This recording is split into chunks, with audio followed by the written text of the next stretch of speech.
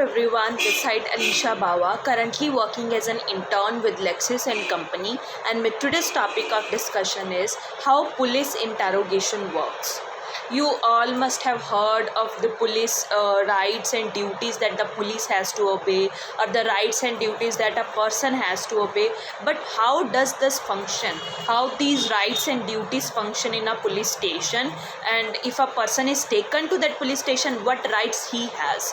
So we will be discussing all of these things in our video today. So be attentive and let us begin with our discussion.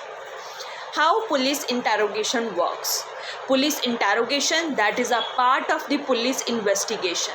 When an accused is brought under the police custody, either in cognizable offense or in non-cognizable offense, the police has the right to question the accused. It helps the police to know about the essential facts and the truths of the incident so that a case can be solved easily. Now let us discuss about the rights during police interrogation. According to section 161 clause 1 of the CRPC, the accused is advised to not make any statement or answer any question which may prove that the accused is guilty of the offense.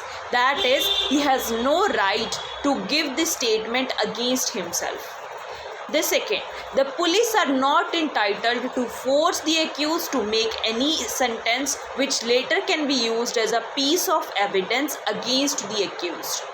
Now, section 24 of the Evidence Act and section 316 of the CRPC states that the police cannot threaten or compel the accused to accept any crime which he or she has been accused of.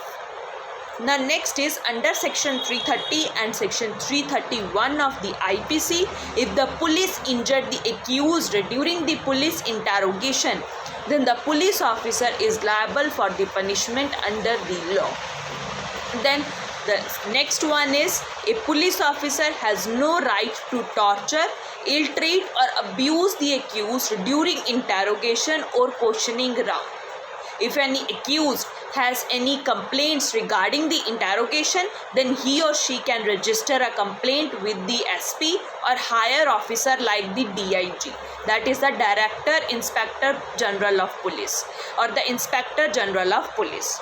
Now the accused also has the right to file a complaint with the magistrate in a court having jurisdiction.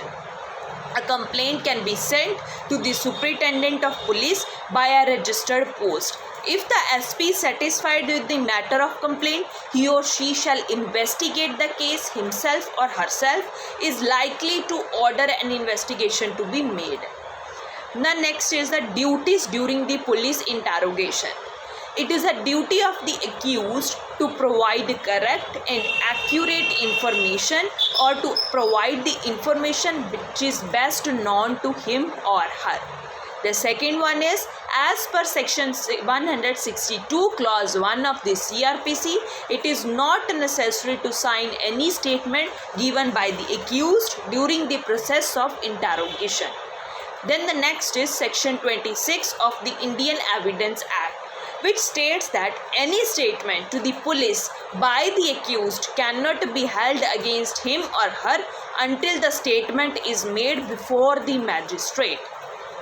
And the second, last one is, if the accused want to confess about the offense he or she has committed, then the confession should be made in the presence of the magistrate. It becomes the duty of the magistrate to tell the accused that he or she should not confess to an offense under any pressure. If the accused makes a confession on his or her own, then the confession may be used against the accused as an evidence. If the magistrate is not convinced that the accused is confessing on his own without any pressure, then the magistrate will not write the confessional statement. And it is also advisable that no vague and unclear statements should be made by the accused. So these were the duties that should be followed during the police interrogation. Now the next one is confession or statement valid when made to the police? The word confession that was first used in section 24 in the Evidence Act. The whole section comes under the main heading of admission, and therefore it is referred that confessions are just a part of admission. However, confession is not defined under any act. According to the law of evidence, the digest of Mr. Justice Stephen, confession is defined as an admission made at any time by a person who is charged with a crime, stating or suggesting the interference that he or she has committed in that crime. To constitute a confession as evidence, it is important to understand the forms of confession. There are two types of confession. One is the judicial confession and the other one is the extrajudicial confession.